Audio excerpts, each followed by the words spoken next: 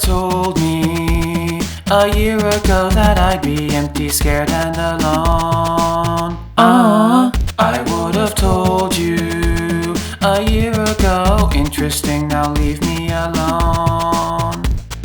Sorry that I've been such a mess.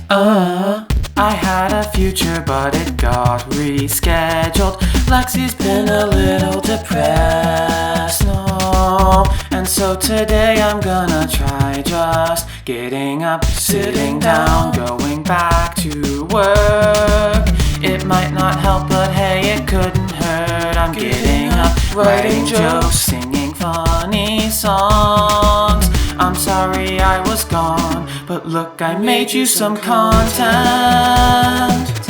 Mommy made you your favorite open wide. Here comes the content. It's a beautiful way to stay inside.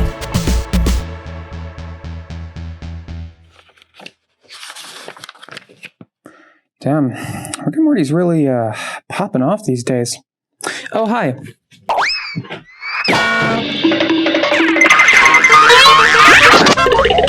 I didn't see you there. Hello, everyone. It's me, Lexi, back again to make content on the internet about content on the internet about content on the internet.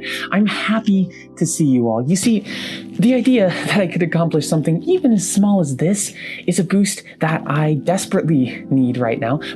By which I mean, of course, I will be doing important and powerful work here today. Because I need to. I'm doing it for me. I'm doing it for me. See, I don't really like to wade into the sphere of social media discourse a lot on this platform, despite being tempted to a number of times. It doesn't exactly do a whole lot of good at the end of the day to just yell at some asshole's random half-formed takes that I found on Twitter, and unless I can synthesize like a broader point to make, I'd rather not invest the energy. I like to think I'm better than that, you know? But honestly, when you get down to it, sometimes you just have to crank something out to feel like you can make things again.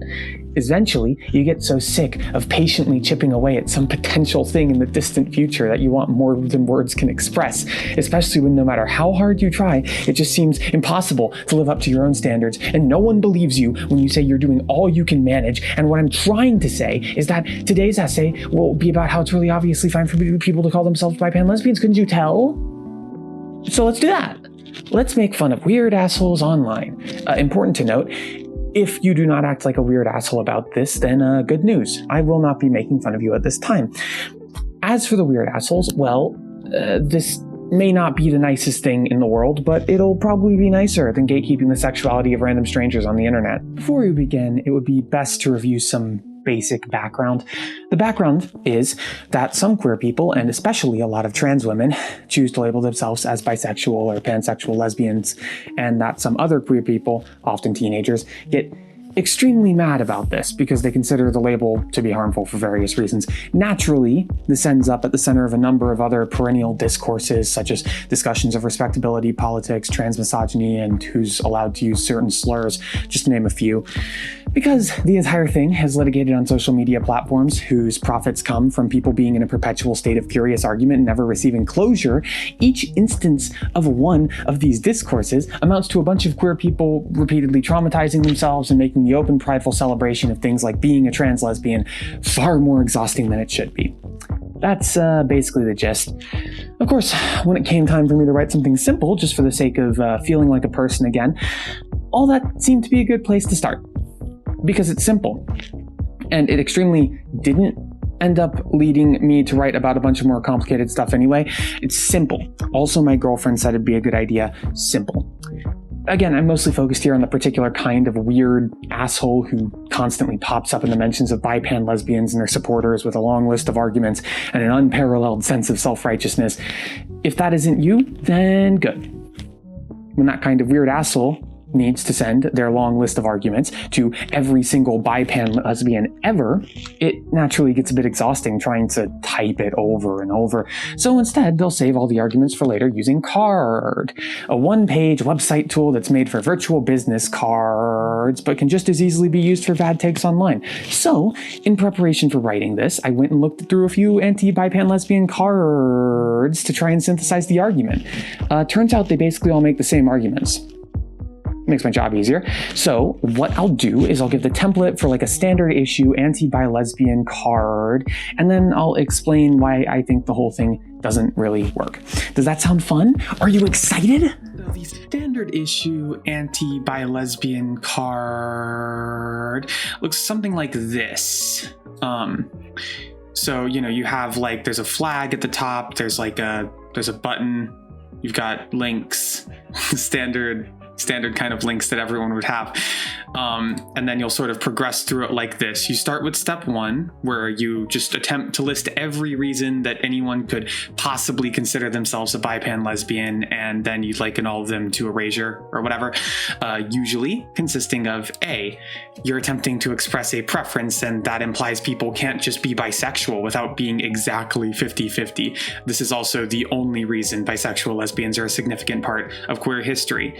B, you're expressing an attraction to non-binary people, but non-binary people are already included in lesbian attraction so long as, and then you like put in whatever the writer of this particular card, like however they think being non-binary works. Therefore, you're implying that being non-binary is just a single third gender. C, you're trying to express an attraction to trans women, and that means you aren't considering them to be real women. And D, you're saying that you're homosexual and biromantic or vice versa, and that doesn't count because I said so. So then you go on to step 2, where you argue that lesbianism has to only refer to women who are exclusively attracted to other women, because if it didn't, then there's no shared term for that experience, and then there's no capacity to create safe spaces. Then you move on to step 3, where you offer alternative terminology such as sapphic, bisaph, pink, bisexual. It's really useful and good terminology. And then finally, something about CompHet. You get the idea. You can put them in any order. They can be distributed throughout, but they're always all there. I've also heard it argued that the existence of Pan-Lesbians somehow vindicates men who are all convinced that lesbians all secretly want to have sex with them, but strangely enough, I didn't see that argument in any of these. Either way, that's also a prominent thing people say. I'm sure it's clear from my tone that none of this is compelling to me in any of the cards I researched, but it's failed to be compelling in a very compelling way. So let's break it down. Thing about the first step is that it's kind of an immediate failure to understand why people use labels in the first place. It's the kind of argument that only makes sense if you think words are all these like perfectly sectioned off pieces of semantic idea space, never colliding or contradicting themselves. That understanding of how words work is being applied to the term lesbian, and as such, it is assumed that people must be using that term alongside bisexual or pansexual for some specific mechanical reason directly related to the literal definition of the word lesbian, or at least the literal definition that they've decided to use. To help understand this, let's look at the word drive. We all know exactly what that word means, right? It's like that thing you do with a car and with computer storage and with yourself when you're miserable and desperately want to put something into the world to feel like you deserve to exist. The word drive has a number of literal definitions which attempt to describe every sense of the word, but it isn't until you've actually seen people use it for a while that you truly understand the deeper concept it expresses.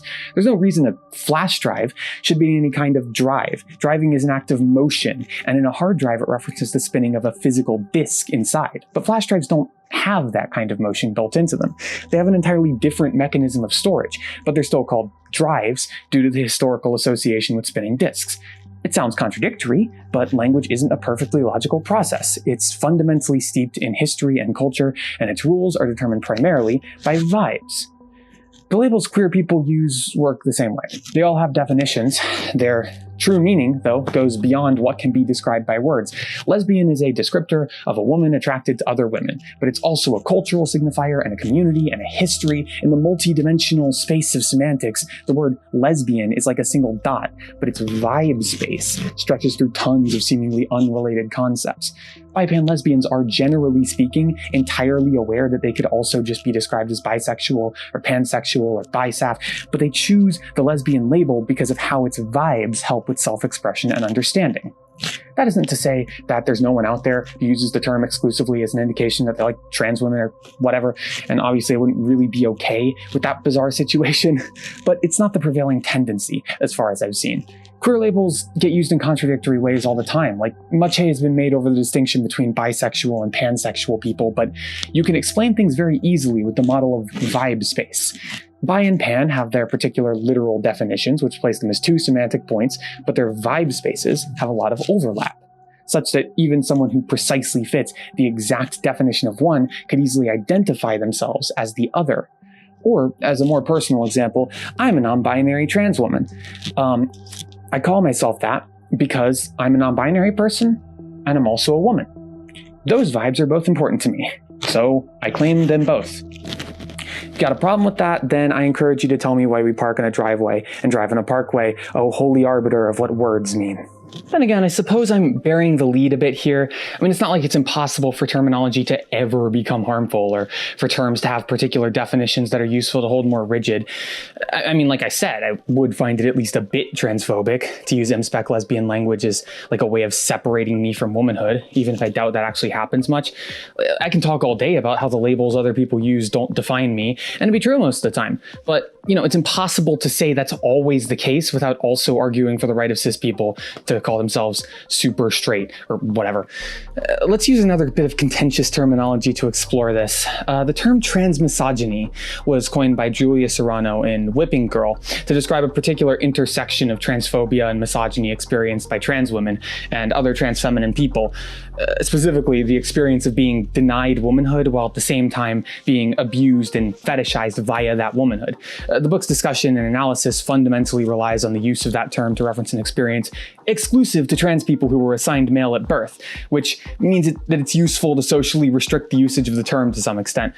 It allows us, as trans feminine people, to more easily talk about our oppression, which specifically targets us, and the forms it tends to take, creating spaces for ourselves in the process. In some sense, this leaves the vibe space of transmisogyny fundamentally bound to being AMAB, but not everyone sees it that way. If you don't have the historical background and you just happen to stumble across someone using transmisogyny exempt as a descriptor of other trans people, you might get the wrong idea. You might assume that they're claiming trans men literally just aren't affected by transphobia, or misogyny, or both. You might see someone venting about TME people online because of how prevalent transmisogyny can be in real-world trans spaces, and lacking important context, you assume they're lumping trans men together with cis women as some kind of uniformly privileged class.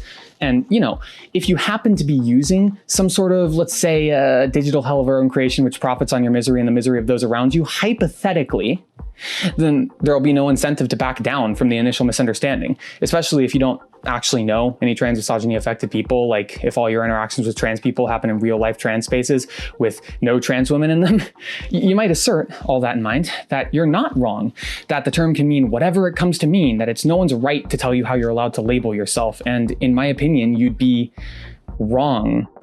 You'd be inhibiting trans women's capacity to describe our unique experiences, and you'd be failing to understand how the term is being used by the people who use it.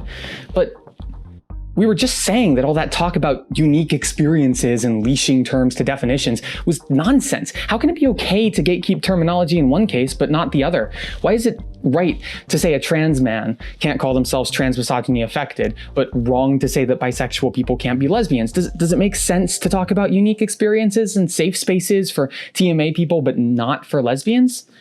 So this is a fun answer. Two answers, really. Short answer is yes, it is. It's fine. Long answer requires us to take a step back. Have you ever noticed how when people make call-out posts, they always seem to open with the weakest arguments? Like, you could be calling someone out for literal murder, and you'd open by discussing how they kenned outside their race 5 years ago. It doesn't really make any sense if you're trying to construct a coherent argument, but I don't think that's the point. I'll ask another question. Have you ever had a serious falling out with someone, the kind where years of your life, all the struggles you endured, all the doubts you quashed, all that meaning that brings you, everything that matters to you is finally on the verge of culmination and they just changed their mind for reasons you don't understand. It's all over in an instant. And when you can't accept that, when there's too much pain, when too much confusion, when it doesn't make any sense, when despite it all, you only want to do whatever it takes to make up for what you now know you did, whatever it takes to hear them out and understand, they just get rid of you forever. The time you spent, the friends you made, the community you were prepared to join, all gone. The instant passes and you are alone. Hypothetically, in the absence of closure, you start looking. You try to find something to prove that it's okay to be upset, that your pain means something. You get more and more angry and you build up this furious hive of tiny things that never actually bothered you before in your head, all weaving together into a heroic tapestry that exonerates you and proves once and for all that it's all their fault.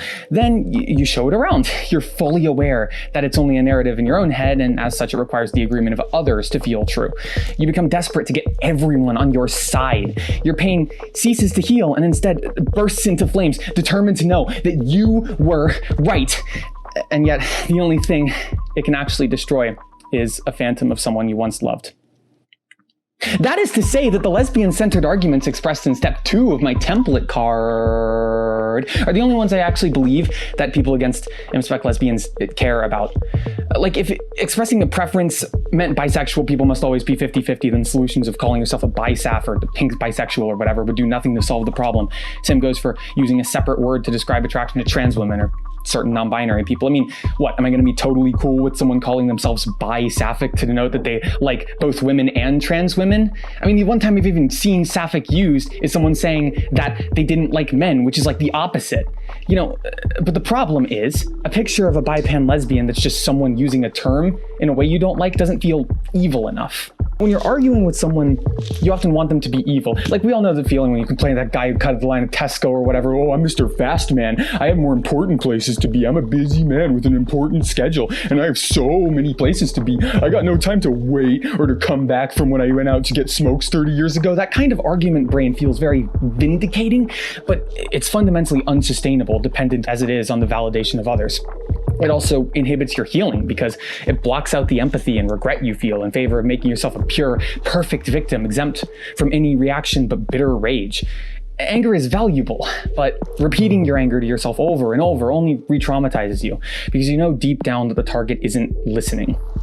I say your misery is profitable to social media companies because they benefit from keeping you in an argument brain for as long as possible. You know, you consume more content when you're scared and desperate for validation, and all these weird and tangential arguments are a perfect fit for that mindset. Not only are bi-pan-lesbians using lesbian in a way you don't like, they're also biphobic, lesbophobic, transphobic, so on, something you can really get mad about. Not that terms like that are never appropriate, just that in this case they're basically extra flavor on top of the real argument that people writing these cards are trying to sell. That mspec lesbian terminology complicates the gatekeeping and creation of purely no and allowed monosexual lesbian spaces, and the discussion of experiences related to that. So now that we've established that everything up until now was basically a mediocre appetizer, let's get into the real meat and potatoes. CompHet, compulsory heterosexuality. I didn't really explain what I meant by that earlier. It's basically just the idea that lesbians can be sort of compelled by a broader heteronormative society to internalize a facsimile of attraction to men and repress or write off their deeper attraction to women. It's mostly helpful for convincing teenagers to embrace their lesbianism when they might otherwise feel held back by prior straight relationships. You might compare it to ideas of hatching eggs in trans communities. Like, it's flawed, but it's still really personally affecting for people when it manages to help them. And like, overall, I don't totally mind CompHet as a concept. I could complain that despite being extremely broad in its name, it only seems to be describing the experiences of cis lesbians, but I suppose if trans misogyny is not just any intersection of transphobia and misogyny, then CompHet doesn't have to be any heterosexuality compelled by society. I mean, I've even found some value in the framework as a way of thinking through my own relationship with men and how often the idea of having sex with one feels more validating to my identity than titillating to my penis. Lesbianism has long had a gatekeeping problem that by all accounts I think it should be above. If there's anything to gatekeep on entry to lesbian communities, it's whether you think there should be anything to gatekeep on entry to lesbian communities. Because lesbians are better than that, or at least we should be. But alas, there is a significant contingent of lesbians out there who are obsessed with making sure that only people with the exact same experiences, backgrounds, and opinions as them may be accepted. And in that environment, countless young lesbians stake their very identity on the sort of assurance that CompHet can provide. Here it's not something that allows you to explore yourself, but something that allows you to wipe the slate clean such that you may be slotted into new boundaries. And with that proof in mind, it makes sense that you wouldn't be amicable to anyone claiming to be your kin without undergoing that initiation themselves. Maybe that's a bit unnecessarily sinister. The point is, lesbian gatekeepers are fixated on maintaining an absence of manhood and lesbianism, and CompHet is an effective tool for sieving it out. A common justification for hatred of mspec lesbians is that their existence validates assumptions from homophobic men that the lesbian they're hitting on secretly wants it somehow. It's somewhat understandable. After all, men love to be really weird about lesbians, what with all the assault. However, in classic fashion, precisely none of this gatekeeping actually targets any of the people or groups responsible for oppressing lesbians. Requiring a lesbian to forsake her prior straight relationships does nothing to, stop sexual assault. And I don't think it's even a super healthy reaction to experiencing one. I mean, it's not like when you go to court, they check the LGBT wiki to determine whether or not the victim was hypothetically capable of being attracted to the perpetrator. It amounts to victim blaming on a communal scale. And this may be a bit of a shocker, but this kind of gatekeeping doesn't stop at mspec lesbians. I said the goal was to eliminate all trace of manhood from lesbianism. Where do you think that impulse goes next? If all lesbians are connected exclusively by their shared experience of a cis woman's CompHet, where exactly does that leave someone like me? When I read all these cards and see them go on and on about shared experience, I'm forced to wonder if it's actually virtuous to strive so specifically for this idea of a homogenous queer space. The experience of growing up as a trans lesbian is different in ways that are worth talking about, and frankly, I don't see any argument against mspec lesbianism that cannot easily be adapted to target me and mine. Add that to the sheer proportion of mspec lesbians who are TMA versus their detractors being overwhelmingly TME, and I become just a little bit disgusted that accusations of transphobia were even used as a part of this. Because if we're being really real, the whole backlash against mspec lesbians is, broadly speaking, transmisogynistic as hell. It's not necessarily a direct attack on trans femmes per se. After all, it's not like these are homogenous groups, and I honestly doubt that every TME 15-year-old who participates in this is just deliberately using it as some kind of front. But it does end up amounting to transmisogyny. The proponents on the ground have been made to feel threatened by the presence of people they don't understand, and for some strange reason, there are queer spaces that bring people up to view manhood, however abstracted, however removed, as some sort of infection that seeks to attack them and destroy their pure lesbian spaces. Because TERFs are a thing.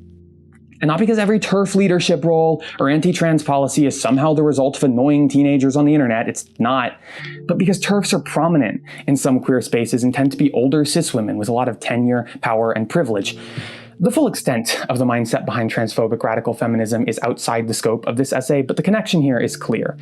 The problem is, it's only clear after knowing a ton of background and really diving in depth on what people want, what they prioritize, and how language itself ultimately works. As a result, it's not actually a point that's possible to argue on social media, or at least not on Twitter. I mean, how many times have you been in a shouting match with someone and been ready to read their elaborate writings on exactly why you're wrong in good faith? And hell, how often would you actually be able to write something like that in the middle of an argument? Would it be a calm, respectful treatise, or just like a glorified YouTube comment where you call them an idiot for not already knowing everything? These just aren't things that argument brain lends itself to, and so, like your usual debate on climate change or whatever, whoever shouts the loudest wins. Same as it ever was, right? You try so hard, you explain yourself over and over, you think everyone's listening, but then someone hits you with something you didn't think of, and as you desperately try to process what happened, there's no space, and you don't know how to ask for it, and they keep hitting you with more, and you don't know how to defend yourself, and you don't even want to defend yourself, because you don't want to fight, but your whole life will fall apart around you if you don't. Like the Ben Shapiro thing. Yeah, Ben Shapiro is bad. Either way, I'm on team obsessively examining entrance to your community for an excess of man stink lends itself to transmisogyny. The teenagers are wrong on this one. They ultimately just don't want anyone to be a lesbian if they're not sufficiently pure. And the other arguments here are basically just a way to make that position feel like standing up against bigotry instead of harassing some trans woman who added pan to the lesbian label she's been using for years. And that's all it is at the end of the day. Really, every mspec lesbian I've ever known was basically just a lesbian who wanted to acknowledge that they're a bit into men sometimes, but they're still lesbians. It's not that complicated, Christ. Well, I think we finally have everything we need to answer that question from earlier. Why is it okay to gatekeep transmisogyny, but not to gatekeep lesbianism? Well, there's a bunch of other little half-thought-out gripes I could throw out there, but let's be better than who we're making fun of and keep things focused on our core ideas, huh? For one, it's a matter of goals. Hypocrisy isn't as broad of a thing as it's often made out to be. It's not really a contradiction to think that it's okay to lie in some situations, but not in others. For example, one lie doesn't endorse the act of lying in general, just in that particular situation. Keeping that in mind then, I mean, it makes less sense to take less of a general stand against any and all definitional gatekeeping and more of a specific stand about the gatekeeping of lesbianism. Because while the definition of transmisogyny is normally restricted for the sake of keeping it useful for its theoretical purpose, the gatekeeping of lesbianism along these lines just sacrifices the self-actualization of tons of queer people for the sake of a fantasy of feminine purity. The use of either term to create an evil, aggressive outgroup that's coming to get you isn't something I'd support in any case, but only one of them is generally being used that way.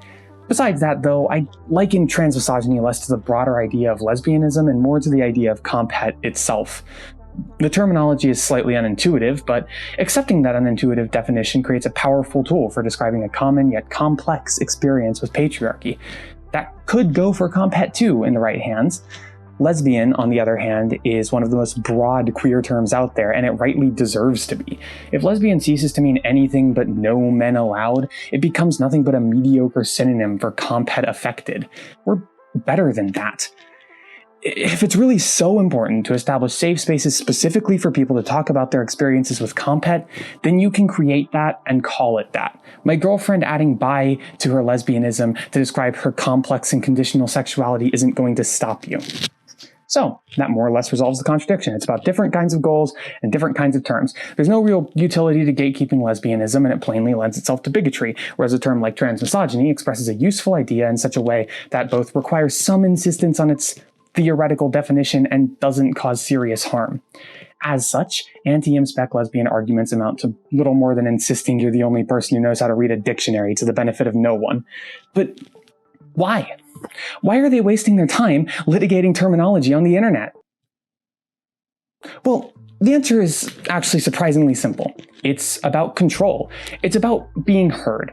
The world is a mess, and when you're marginalized, it can feel like everything is constantly on the verge of falling apart. People who know nothing about you will determine the rules you must follow, and they won't care what you have to say about it, especially when you're a teenager.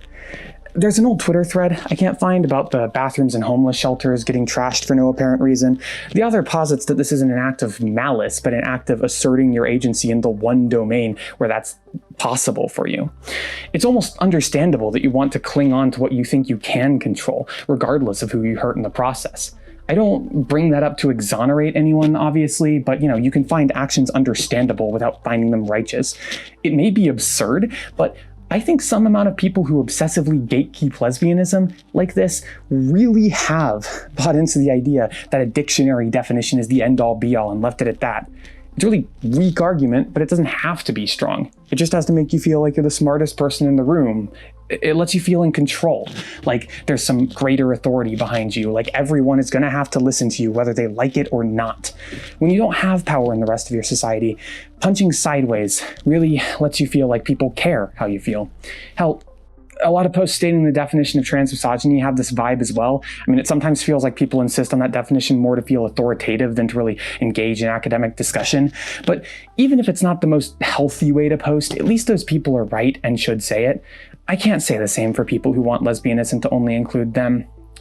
Of course, if you follow the transmisogyny train, choo-choo, up the tree, or I guess down into the roots, the sun, you'll find the TERFs, who seem to be handling the generalized trauma of patriarchy by making it miserable to enthusiastically be a lesbian. I mean, Why do you think they keep saying adult human female so much? Their sense of control comes from the idea that womanhood is authoritatively, definitionally a miserable curse that they must bear as sisters. Ironically, though, it then becomes something to be fiercely protected. After all, if TERFs can't celebrate womanhood, the only remaining option is to orient themselves entirely around resisting manhood. TERFs are generally a lot more privileged than they believe themselves to be too, so they have the power to impress that defense mechanism onto new generations of queer people and extend the radius of its effect to basically everywhere. It's not that they want their villains dead or buried per se, just that they don't want to know about our existence or encounter us ever. And depressingly, that just results in a sense of control that can only be achieved in rooms of lesbians who hate being lesbians, and more broadly, women who hate being women. What began as something of a trauma response mutates into a bizarre form of self-denial where you're constantly hiding from all things queer and subversive and avoiding any joy that may come from your own identity. The mere existence of enthusiastic or free lesbianism becomes a threat and has to be stomped out. Its labels need to be stigmatized and its expression needs to be silenced. It's a failure to heal on an ideological scale. By comparison, the worst I can say about the term transmisogyny is that sometimes people use it to be a bit mean on Twitter. So, yeah, that's basically it. I've done it. My empathy has been rewarded with victory, and the contradictions in my soul have been put to rest. Stay tuned for a sponsor segment where I pretend that Raytheon saved my children or something.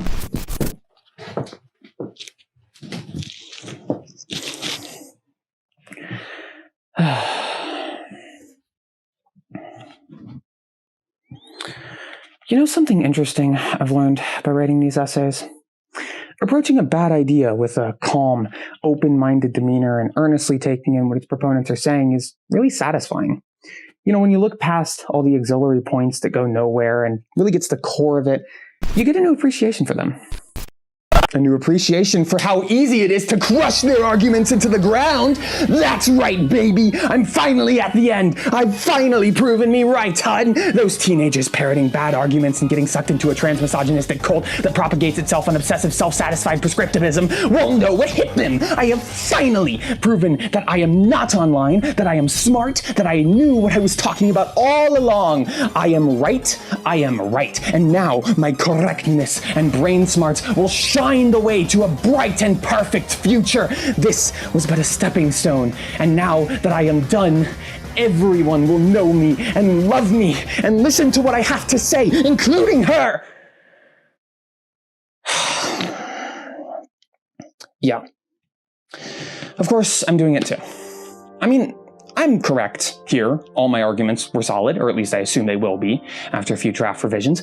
I have enough confidence to assume I know exactly what I'm doing. I cleared up all the contradictions, I explored questions of meaning, and I left a lot of interesting ideas to chew on. I've finished stating everything I wanted to talk about, and yet something feels unsaid. It's just, maybe I'm punching at people who deserve it, and I don't think this is exactly punching down, but are my intentions really noble? It's not like I'm writing this out of pure righteous furor. I'm writing it because it's easy, because it's in my power. I don't know how to solve anything broader. I barely know how to hold down a stable job. But I certainly know how to trash bad arguments and make it funny and inject just a little bit of my own pain in there so it feels important. I can certainly make some fantastic content when I stop being such a perfectionist, and I guess that's fine, right? I'm not really hurting anyone here. I mean, if I have hurt anyone, I guess I apologize. And it's not like intent nullifies harm anyway. I just thought this might be a fun thing to do today. And more than that, I thought it might be fun if the essay wasn't just an article where I make fun of teenagers on the internet because I need something right now, but also an essay about making fun of teenagers on the internet because I need something right now. Was that a bad idea? Probably not. Sometimes you just have to find a way to exist, you know? Sometimes you have to just do what you want and not think so much about what other people are calling themselves or who has a bad take online. I've learned that much in ways both easy and hard these past few years, and I consider myself a stronger person for it. It can be unbearable trying to work through your anxieties, loosen your nerves, and resist the urge to push everything away, and I still have a long way to go. But it's worth it. The secret to getting respect is to respect yourself. I had a lot of fun writing this, and regardless of popularity, regardless of pain, it's all a whole lot better as a real thing I made than it was as an association of unrealized thoughts in my head. This whole video essayist shtick is just my way of trying to feel like my feelings matter, same as anyone else. But I guess if I can make something I'm proud of, then that doesn't have to be a bad thing. And hey, at least my goal here isn't to control and abuse people. At the end of the day, I do really care about understanding it all. As for all of you, I don't know, if you took an inspiring message from this, go with that one. Otherwise, let's think about terminology. The power it has, the flexibility, the feedback loop between words and vibes. If you're using it to gatekeep, to gaslight, and yes, indeed, to girl boss, you're using it wrong. Or at least in a way I don't like. I think terminology is best used for earnest understanding. Understanding of your experiences, your world, and yourself. It's deeply personal, so to the extent that we agree on definitions, we should do it to enable common understanding and like prevent serious harm rather than as a contest to see who can shut the dictionary faster. Oh, and listen to TMA people so you don't become a TERF. That's the secondary moral. If you're satisfied with that ending, then I am too. Now, it's time to talk about another TMA very close to my heart. Texas Maritime Academy, the sponsor of this video. At Texas Murder University, you can learn how to do it's like so many things that sort of just about qualify as jokes for like with the end of your when you're like when it's when you like I'm going now. Bye. Hola, mis tarjetas. It's me, Lexi. First things first, this video got into some pretty serious emotional territory, but it is not intended to be about any particular person, group, or idea. If I find out that any of you have gone off and like harassed some random person who you figure made your parasocial friend mad in a YouTube video, who you think made me cry, you're dead to me. Just flat out, I don't give a, do not do that. Absolutely do not do that. Now, as for the rest of things, thank you for watching. I hope you enjoyed the video. I hope it was a great time for you. I'm feeling great after filming it. So, you might be thinking after a video of that caliber, ooh, what can I do? Is there something I can do in order to show my support for how great of a person Lexi is? How morally righteous of a person? You want to do that? Big thing, go ahead and show it around. Show it to people. That's a big thing you can do to help. Besides that, you can also give me money on my Patreon. I don't know when I'll be back, but, it's only per content. I only charge per content, so, you're not going to have any wasted money. And you can exert control over my credits by putting your name in them. My tax credits. You got to pay more to get me to say your name out loud. Mizaki de Mazan and Vincent Poe, thank you for paying more. Thank you. Besides that, I don't know. Follow me on Twitter. I have a Twitter. Subscribe, like, comment, bell notification, bell, and also send it to people. That's the best thing in the world that you can do. But also, Jesus Christ, fucking don't harass someone. Come on. Who's ready to get stabbed?